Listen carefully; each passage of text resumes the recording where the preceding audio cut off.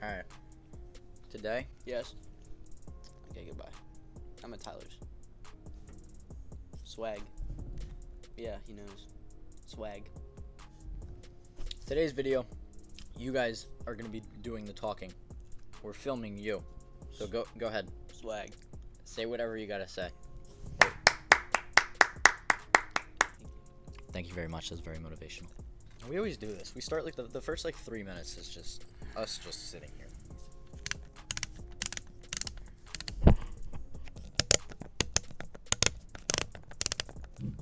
How did that sound? Alright folks, welcome back to another video. I'm fishing with Ty and Ryan is here again joining me for our podcast, episode 3. Today we're going to be going over rods, what rod is good for bass fishing, and kind of going into more technique specific type rods. So if you want to throw this bait, what is the best rod to use? How can you work that bait in order to catch fish? So yeah, we're going to do that. If you enjoy these podcasts, leave a like, subscribe, and let's get right into it. The first rod I'm going to be going over is a frog rod. So frogging is basically only used from, well, kind of depends honestly on where you live. But the seasonal style of frogging is basically from, that didn't make sense. Run it back! Start again. Okay. I'm sorry. You do that every video. That's my thing. That's your thing, okay. Alright, anyways, the first rod that I'm going to be diving into is a frog rod. So yeah, frogging is not something that is used all year round because in the winter and the early spring and then the late fall into, again, the winter, that whole cycle, you don't really throw a frog. Fish don't really eat topwater. Again, it kind of depends on where you live. So basically, seasonal speaking, I would say from post-spawn all up until like mid-fall. Whenever your mid-fall range hits, once temps start dropping, I would start from a 7'3" medium heavy all the way up to a 7'8" heavy. Generally, for a frog rod, you want something just like this, something right in the middle. This is a 7'5" heavy. You can go with a 7'5" medium heavy too. So if you're fishing in a place that has loads of lily pads, loads of cover, you're fishing, shade under overhung trees and stuff, and you're fishing around a lot of sticks, wood, brush, you're going to want a heavier rod, because if that fish eats your frog and takes it under, they're going to try to dive back down to wherever they came up from. And generally, it's going to be in wood, in lily pads, and all that brush. So you're going to need a heavy rod to muscle those fish out, which is just what this rod does. Now, again, I would go even at the most a 7'8". That is honestly even a little overkill, but again, if you're fishing super thick cover, you're going to need a really heavy rod to muscle those fish out. So this is basically kind of an all-around frog rod. It's a 7'5" heavy, so it's right in the middle. I can still muscle fish out of thick stuff and be able to kind of fish more open water frogging and still get good action on the frog. Without a doubt, a frog is probably one of the hardest hook sets that you're going to need. So you're going to need a really strong rod that has a strong backbone, so you can get a really powerful hook set, to hook those fish, because you will lose fish on frogs all the time. You probably lose more fish on frogs than you actually land them. This is the Guggen Squad Gold Series 7'5" heavy. This is called the muscle rod, so they recommend you use this for frogs, jigs, Texas rigs, stuff like that. And I decided to pick it for my frog rod and then also my jig rod, which I will go into later. But yeah, this rod is really nice. It's really cool what Guggen does. They do put things on the size, reaction, twitch, muscle, and finesse, and they rate them all. So you can basically look and say, hey, these are the different types of baits that I can use for this rod, and the higher the rating, the more recommended they are that you use on the rod. So if it's a really low rating, you probably don't want to use, that type of bait on this rod. And then also the coolest thing about this rod, I would say, is the reel seat. They designed this reel seat so that it actually clicks in. So if you guys listen to this, basically what that does is it clicks the reel and locks it in place, so you don't have to worry about constantly tightening that if it gets loose. Hey guys, so I'm going to be talking about flipping rods, specifically rods just for Texas rigs and like punching and flipping. The rod I have is a 7'6" heavy. Keeping along with the muscle rod, like you want to generally heavy rod. It's right near wood and cover and all that stuff, so you got to be able to pull it out. I don't know. I'd say around 7'4" to 7'9". I mean, some people flip with 8+ foot rod. That's what you got too, Yeah, right? mine's also 7'6". So that is kind of like I guess I'd say like all around flipping rod. Like you can flip in the grass and like weeds and stuff, but if you're throwing your logs and like heavier cover, like it can still like muscle its way through that. So generally, I'd say like that's probably a good size. There's not much logs where you're fishing. I'd go with a smaller flipping rod, like a 7'4" heavy compared to a 7'8" heavy. Specifically, what I throw in mine, and pretty much what Tyler only throws in his too, is we just throw Texas rigs. That's about it. Weedless, of course, because where we're flipping, it's very loggy. It's a new word, loggy. Loggy. Nice. Okay, guys. So especially with like heavy rods, you want a very good strong hook set. I mean, a little bit more of a sensitive tip, because when you're flipping and pitching, you're really throwing like you're just it's like almost like a hop drop, like let it go. Like you're not reeling it, you're not swimming it, Right. and you're not just letting it sit. Like you want a more sensitive tip, so you feel a bite, you feel like something's on your rod. Yeah. So this is Tyler's flipping stick. Mine's at home. I have a Agua Garcia Veritas, but this is Tyler's flipping stick. So this handle specifically, and on most heavy rods, you'd want a longer handle like this. You get a more stable hook set, you better grip on it. And the reel seat on this rod specifically is actually very comfortable in your hand. Like, it's good placement. So when you're hook setting, especially when you're flipping, you got to hook set really hard, strong and fast. Like, you can't throw a little baby hook set. You're not going to get the fish. So you want a good, strong rod, a nice handle, a good spot for your reel, good like hand placement. You got to feel comfortable with it too. So next up on the list, I'm going to talk about jig rods. So I also have a 7.5 Guggen Squad heavy action rod for my jigs, and generally I like to throw heavier style jigs. I'm not too big of a finesse jig style person. If you really want to throw a finesse jig, you'd probably use like a spinning rod, which we will dive into later. But what a shirt! Oh my god, did you do that on purpose? Oh yeah. Please tell me you did that.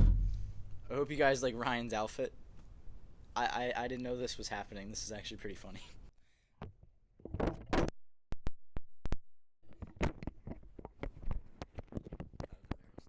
This rod is mainly meant for flipping jigs. I love to do a lot of flipping and pitching, which is why I have a rod for T-rigs and then also a separate rod for jigs. I use heavier style jigs. If you're using, a heavy jig, you're probably going to want something around a 7.4 to a 7.6 heavy action style rod. So like 1/2 ounce to 3/4 ounce jigs, you're going to want something heavier again, so you can get a really powerful, hop. So it hops off the bottom, and then again a really powerful hook set. Anyways, if you're throwing some like a football jig or kind of a finesse style jig, and you do want to use a bait caster, I would recommend something a little bit on the smaller side, like a 7'2" or a 7'3". This has kind of more of a flexible tip, so you'll be able to get again, still good bounces for that lighter jig, still good casting distance and all that, and you can definitely still get good hook sets. Something a little bit smaller than my 7.6. It's only an inch smaller, but it does make a little bit of a difference, because I'm not gonna flip a jig in as heavy as cover as I am a T-rig. So a jig, I'm still going to throw in like a brush pile, but something that's not like really thick and doesn't have big logs. Maybe it's just a pile of sticks that's under the water, a little branch that fell in that could hold a fish. But as a T-rig, I'm going to throw it into an entire tree that's underwater. So I'm now going to be talking about all-around rods. This is pretty much my bread and butter. So I have an Agua Garcia Vengeance. It's a 7'2". Tyler has, what is it? Mine is a 13 Fishing. I know it's Defy Black. Defy Black. What is it, 7'2" or 7'3"? 7'3". So an all-around rod, generally it's between a 7 foot and a 7'3", medium heavy. I prefer a little medium heavy because I think it's more universal. It can do more things. Like, you're trying to throw a heavier bait, you're not going to be able to like catch a fish or be able to land the fish as well as you could with a medium heavy rod compared to a medium. This rod you can really throw anything on. It's meant for jerk baits, crankbaits. You can throw some top waters on it. Like, it really, if you really wanted to, like, it could work. Spinners, chatterbaits, like, that's your, like, it's like a moving bait rod, I guess I'd say. Like, it's a lot of moving baits. Like, you can throw swim jigs on this. It's every single bait could go on this rod. I mean, some work better than others. But it's really a moving bait rod. And I literally used to pitch and flip with this all last year, all summer, until I got a flipping stick for my birthday. And yeah, me too. I caught my almost 5 pound PB on it. You caught. Did you get your 5 p? No, mine, but What was my 5 1/4 pound PB was on a 7.3, medium heavy, which actually this rod did replace because that rod ended up snapping like months later. But yeah, I did land a 5 pounder. I boat flipped a 5 pounder on a 7'3" medium heavy. So without a doubt, they could still get the job done. It's just a rod that's literally universal for any type of fishing that you want to go to. Yeah, I mean, I've even thrown a frog on a 7'3" before, and been good. And another great thing is that like a 7'3" medium heavy is gonna have a strong backbone and a soft tip. So again, you can get powerful hook sets like with spinner baits, chatter baits, some heavier style baits like that. But you'll have a really soft tip that you can really get good action on jerk baits and crank baits and spooks and small topwaters and stuff like that. All right, folks. So lastly, we're gonna get into finesse rods. We're gonna do this in the spinning rod category. So generally, finesse fishing is used with spinning rods. You can finesse fish on a lighter bait caster. I would recommend, if you're gonna finesse fish on a bait caster, I would recommend anything from like a 6'10" to even maybe like a 7'2" at the most. You want a light rod, something that's about medium action, I would say, if you're gonna finesse fish. But when it comes to spinning rods, I would go from anywhere to a 6.5 foot to a 7 foot, medium light all the way up to medium heavy. And the reason I say medium heavy is because on like a 7 foot medium heavy, you may end up throwing bigger baits, which Ryan's going to talk about. I'm going to talk about the kind of lower end of the spectrum, with smaller baits like small Ned rigs, like if you're fishing for smallmouth, or even largemouth. You can still catch largemouth on Ned rigs, or drop shots, things that are lighter. The reason why you wouldn't want to throw a drop shot or a Ned rig on a bait caster is because bait casters are meant to throw bigger baits.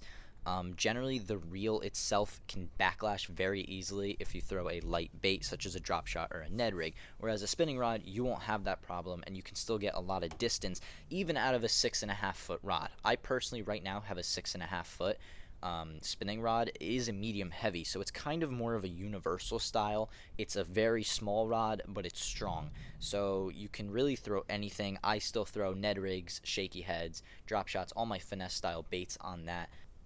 Oh, thanks. New talking glasses? Sure. Some Okay. talking glasses. So if you're throwing a shaky head and it's like more of a weighted shaky head, like a bigger hook, you obviously want to go with a medium heavy because that's just, you're targeting a bigger type of fish. So you want to get a stronger backbone, stronger rod so you can really hook set in that fish. If you're throwing a drop shot with a stronger weight, like what do you throw? Like how many, whatever? Yeah, I mean, 5/32. Is that what your drop shot is? yeah, either like a 5/32 ounce or like a 3/18. Wait, no, that would be a 1/6. Like a 1/6 ounce, something that's like really small is generally like a good like drop shot weight to use. But like if you're using a bigger, heavier drop shot weight, you're obviously going to want to use a stronger rod. So basically, if you're finesse fishing, it's a different type of fishing. It's a lot different of a style. It's very slow and lethargic, and you Yes. generally use like smaller profile baits. Yeah, when you're like, I mean, honestly, finesse fishing, like, I don't know, I feel like it's really more of a smallmouth. Yeah, you generally do tend to use finesse fishing on smallmouth. I don't know, it's just it's a different type of fishing. It's like, Yeah. I think it's more of an experienced type of fishing, like something more experienced people should learn. Like, you shouldn't start out with finesse fishing right away because the techniques. Even if you're a beginner, you can still go out and finesse fish and catch a fish. Generally, like drop shots at shaky heads and Ned rigs, those are baits that are pretty reliable generally. All kind of depends on like what soft plastic you throw on, but they are generally pretty reliable baits. Would you start out with a bait caster, like an all-around bait caster, or a spinning rod? So like at the very start, if you're a beginner fisherman, I would definitely recommend starting out with a spinning rod, something a little bit bigger, like Ryan was talking about, like a 7 foot medium heavy is probably a good action to start out because it's very universal. You can throw a lot of baits. You can even throw some heavier baits on that that a bait caster would generally be able to throw. And then after that, once you're kind of comfortable with bass fishing and you know it's something you like to do, you have a good interest in it, I would definitely recommend going for a bait caster and getting something like we talked about, the all around rod. Anything from a 7 foot to a 7'3", like medium to medium heavy.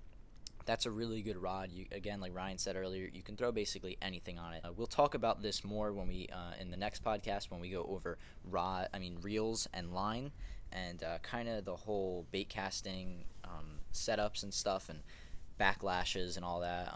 You will backlash a decent amount if you don't really know what you're doing when you first get a bait caster. So if you do first get a bait caster, I would highly recommend doing a lot of research, just kind of figuring out how to use one, the proper technique. The settings on a bait caster are huge. They mean so much. It's the difference between like losing all the line on your reel. From difference between backlashing, all that stuff. Like if you're just starting fishing, I definitely recommend a spinning rod because they're generally on the cheaper side compared to a bait caster. Like you don't want to go out and buy a $150 bait cast combo and end up hating fishing because you're backlashing. You don't know how to set it up. You don't know how the settings work. You don't know what type of line to throw. Yeah, I mean, if you want to get more technical into fishing, that's where bait casters come in. Like literally this entire video, I mean, we just talked about take this bait and throw it on this rod specifically, and it will look, it'll catch fish better than if you throw it on a separate rod. So when you get into bait casters, it's a lot more technical. Personally, bait casters, I think, are a lot more accurate once you learn to use them. You can become casting is a lot. I think if you know how to use a bait caster, you can really generally cast it like anywhere you want, and you can, like, as long as you know how to throw it. Yeah, you can become very accurate. There's different styles of casting that you can use based on distance and all that. You can play around a lot more with a bait caster than you can a spinning rod. But again, that is a lot more technical, and you get into more of a technical style of fishing rather than a spinning. Yeah, it's very, very simple and basic. And then once you get into bait caster, it gets a little more experienced. So I hope you guys enjoyed today's podcast. As I said, in the next podcast we will be going over reels and line and kind of talking about gear ratios, all that good stuff. That'll be another fun podcast to film. But thank you for watching today's video. If you want to check out any of these rods that we talked about, we will leave links in the description to some of these rods, and maybe you can go check them out yourself. Rod and reel arsenal video. Put it there. And then also, if you want to see a little bit more in depth of these rods and what we use them for and what our combos are, I'll also leave a link in the description to another video we did, a rod and reel arsenal video, where we went over all the baits and the rods and the reels that we own and the combos we use them for. So hope you enjoyed, and make sure to like and subscribe, and I will see you in the next one. Peace.